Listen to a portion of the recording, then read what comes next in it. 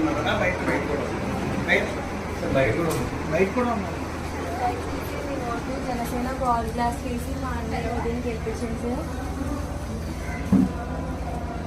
Thank you sir. మీ ఇంట్లో నోట్లు ఉన్నాయి sir? Okay, thank you sir.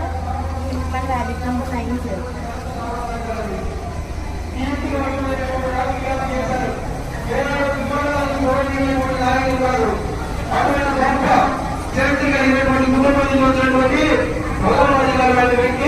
మన కాకినాడ పార్లమెంట్ సభ్యులుగా పోటీ చేయడం మా అందరి అదృష్టం.